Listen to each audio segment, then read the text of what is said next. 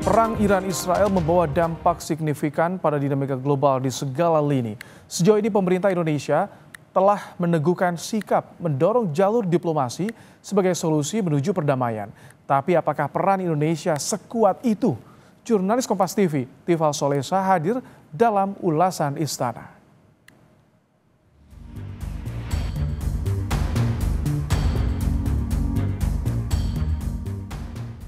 Belum selesai satu konflik, kini dunia dihadapkan pada perang Iran-Israel. Sedikit banyaknya gejolak sejak 13 Juni 2025 itu telah membawa pengaruh ke dinamika global. Lalu sejauh mana Indonesia bersikap? Saya Tifal Solesa, saatnya ulasan Istana. Sepanjang lawatan kedua negara, Presiden Prabowo Subianto tak berhenti merespons perang Iran-Israel. Dalam rangkaian Leaders Retreat di Singapura, Prabowo bersama Perdana Menteri Lawrence Wong mengaku membahas konflik Timur Tengah. Keduanya sepakat jalur negosiasi menjadi solusinya. Regional matters and global matters, we express deep concern over the situation in Gaza and the escalation in the Israel-Iran conflict. We emphasize the importance of peaceful solution, negotiation, and we call for immediate ceasefire. Tak berselang lama, persisnya usai bersua Presiden Vladimir Putin dan jadi pembicara inti pagelaran ekonomi internasional di Saint Petersburg, Rusia, Prabowo sekali lagi menekankan deeskalasi atas perang Iran-Israel. Prabowo meminta semua pihak menurunkan tensi sekaligus mencari jalan damai. Ya, tentunya pengaruh Rusia lebih besar ya di kawasan itu, khususnya dengan pemerintah Iran. Jadi saya kira peran dari pemerintah Rusia akan sangat besar.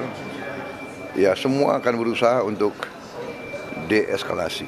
Semua kan kita ingin semua turunkan suhu, kita ingin cari penyelesaian yang damai untuk semua pihak. Pecahnya perang di Iran sesungguhnya telah diprediksi Presiden beberapa bulan silam.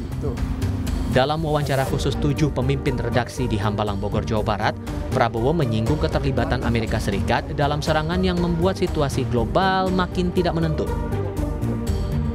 Presiden saat itu bahkan terang-terangan menyebutnya sebagai Perang Dunia Ketiga. Di tengah situasi global yang penuh ketidakpastian, ya, perang, persaingan, hegemoni yang sangat berbahaya, yang bisa memicu perang dunia ketiga.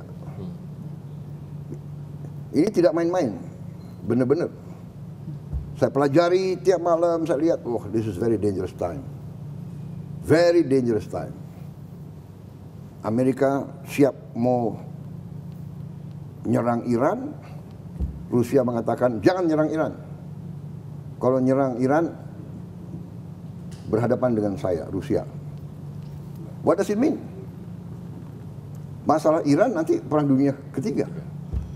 Dan kita sudah non-blok, kita sudah benar, tapi kalau terjadi perang nuklir, kita non-blok aja kita akan kena. Mungkin yang negara-negara punya nuklir, ya, dia matinya lebih cepat. Kita mungkin mati juga, tapi lama kita matinya, ya kan? Benar nggak? Jadi it's dangerous time. Respons kepala negara bukan tanpa alasan. Perang kedua negara membawa banyak efek yang tak main-main. Keselamatan warga negara Indonesia di Iran yang pertama kali merasakan imbasnya. Kementerian Luar Negeri sudah melayangkan status siaga 1 di Iran karena kondisi perang telah mengancam jiwa. Meski pemulangan telah dijalankan, pemerintah mengaku masih ada WNI memilih bertahan. Namun memang dapat kami sampaikan bahwa dari town hall meeting secara virtual yang kami lakukan dengan para WNI yang ada di sana, sebagian memang masih memilih untuk tetap tinggal di Iran karena merasa masih aman. Memang kita pahami mayoritas WNI kita yang ada di kota Qom, ya, sejumlah sekitar 250-an memang relatif tidak diserang. Namun sekali lagi kami selalu menyampaikan potensi eskalasi ke depan dapat tinggi. Tadi sebagaimana tadi Mbak Ilona juga sampaikan, kota Ras yang ada di utara yang relatif tidak pernah diserang saat ini juga sudah diserang. Dampak lainnya bakal terasa di sektor ekonomi.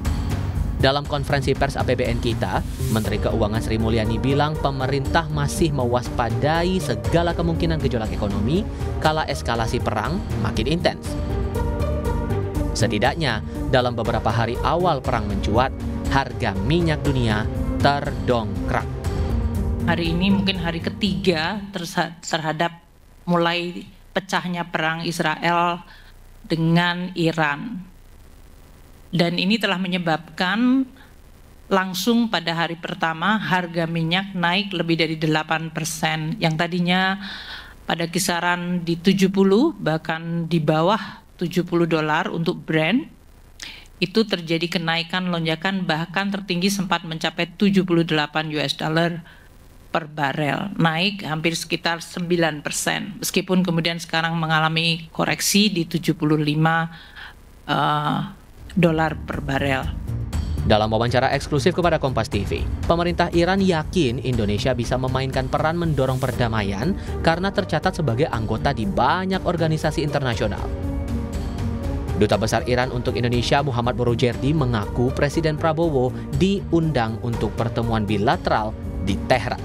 پرزیدنت پراوو بسیار در حوزه دیپلماسی فعال هستند و میبینم که تقریبا هر ماه ایشون یا مهمانان خارجی دارن یا به کشورهای خارجی سفر میکنن و به دنبال پیگیری منافع و اهداف اندونزی تلاش‌های بسیار زیادی میکنن.